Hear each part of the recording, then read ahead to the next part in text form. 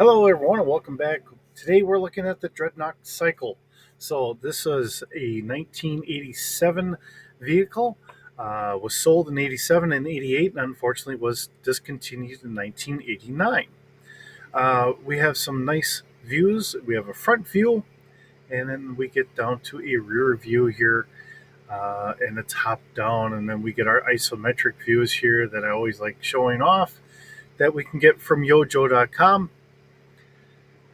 All right, and then we get our blueprint, which is where we get a lot of the stuff I try to add in here. So, I might borrow from this or that or whatever else, but this really is what tells me what kind of things we have here. So, we do have a reinforced aluminum alloy deflector shields. That's one. Where is one? Okay, so that's on the side here. We do have a 360-degree rotating gun seat. So I don't think I put that in correctly on the write up. So we will have to make sure that we change that. We have a box section transaxle support members, super slick puncture proof rear tires, WAM wide area anti armor missiles, laser guided missile. So I will have to kind of remember to make sure that I have the targeting up a little bit on that, just in case I don't. We do have liquid cooled DOHC 16 valve engine, so that's a big engine on there. Self adjusting hydraulic clutch, blazing shock dampening 106 millimeter recoilless rifle. So I do have that as a big rifle. It's at Walker scale, seeing that if it's going to be that big, I figured that's going to be a tank cannon. So uh, I think that's a little much on this little bike, but we'll run with it. Why not? Okay, layered composite shell, polysac fuel cell, frame mounted front firing. Um, I think it's flaring, 10 flaring. I think it's supposed to be flaring. Yeah. Okay. Um, Air adjustable rebound dampening shocks, San Fran style chopper front fork, dual disc anti dive front brakes, aluminum alloy 16-inch front wheel, V rated 48 series puncture proof front tire. So, all the stuff that, the Dreadnoughts were a lot of bikers. So all their stuff is, in a lot of regards, to me, a little on the cruder side, heavy on the guns. Uh, they're always looking for a fight. That's the way I've always taken them. Uh, I know it's a little bit more cartoonish into cartoon, where, yeah, they fumble up a lot. Honestly, for a biker gang, I'm sure that they are very lethal. They have some very interesting characters that really do make sense. And I do remember picking up a comic book a long time ago. Uh, and it was like one of the first ones I ever saw Road Pig in there. And he was just wreaking havoc on everything. He had a different way of talking. And he's in a dive diner somewhere, and everyone's picking on him. He just weighs waste to the whole diner. Uh, so these guys are very lethal in what they do. I mean, the cartoon, there's certain things that they couldn't do, but the reality is these guys were very lethal, very menacing, and all that stuff. So, you know, same thing with the Joes. If they had to push came to shove, they would take care of business, and it's just the way it went. All right, so easily broken and or lost pieces. The missiles and the exhaust pipes of the Dreadnok cycle, unfortunately, are easily lost. This has been featured in trading cards, comic books, cartoons, and commercials. So we do have one of the commercial spots here.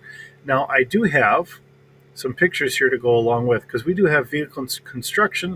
Of course, we have 1987, the Dreadnok cycle here. And then we have the Karate Chopper Street Fighter movie in 95. So they have a whole different kind of take on it. It's pretty much the same frame, but it's done a little differently. And then we have the Dreadnought cycle in 2004, which is all recolored and kind of redone here. So, there are different views out there. International, we do have the Dreadnok cycle was released as and I am not going to butcher that name, part of the Force Farah line. Um, you know, Languages are different, and there we are. So Brazil and Argentina, they had different box art, for the languages and for how they were marketed in their respective areas. Now, originally in the United States, this sold for $3.49, so it's actually a pretty good bargain. It didn't come with a figure, not like Zanzibar on the Dreadnok skiff, but this is a little bit bigger, and it, I think it's pretty close to the same price here, but it's just interesting to see all that stuff. Okay, so as we bring this into our G.I. Joe Star Wars universe here, the Dreadnok tricycle, it is at speeder scale. I figure it's roughly going to be about 12 feet, so about 3.6 meters. We have a crew of one plus one gunner. I don't have any passengers being on here. We do have, I kept just keeping this as a standard 44-pound cargo capacity. There's not a lot of extra room to strap things on anywhere. Uh, One half coverage. Uh, for anyone riding on here, it's ground level. Maneuverability, I think we're holding this over from the last one. It's a 3D plus 2. I think that's probably okay. We have a speed. I gave it a speed of about 120 miles an hour. Figuring that they're trying to hit hard and fast, I figured that's probably very representative of the Dreadnoughts. Um, so that gives us 193 kilometers an hour. Body strength is a 2D. We do have the two missiles on here. Speeder scale 3D plus 2. I believe that they said it was laser guided, so that does represent that. Still at 70 damage.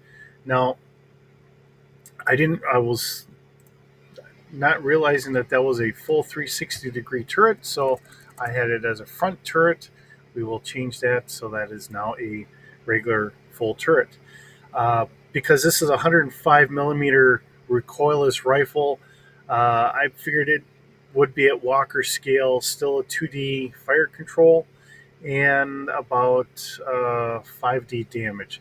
Now, this is a short barrel, so having a shorter range here probably would make a little bit more sense. You're not going to be able to guide it out for a very far range.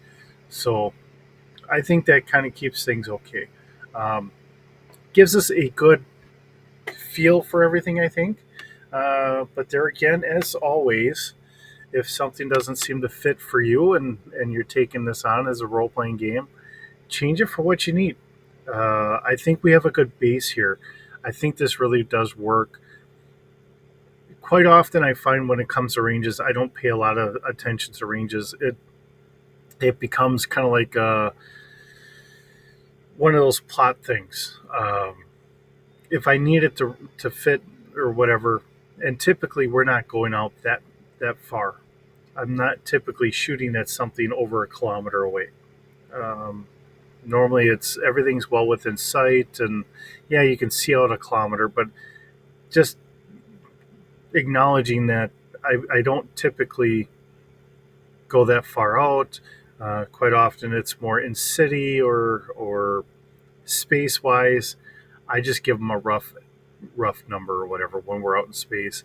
So if you're seeing this is a nice big wide open field, then you can kind of play it down a little bit. But usually I'll start them off at like a long or extreme range or something like that. Just give them a number, and then we'll just go from there.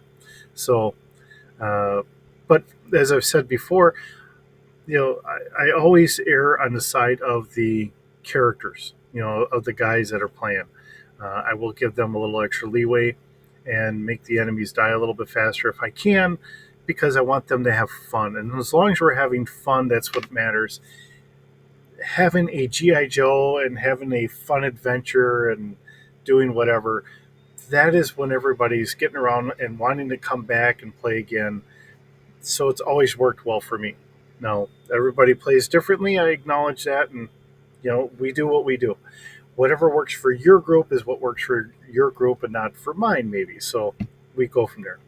So I think we have a good estimate of the tricycle.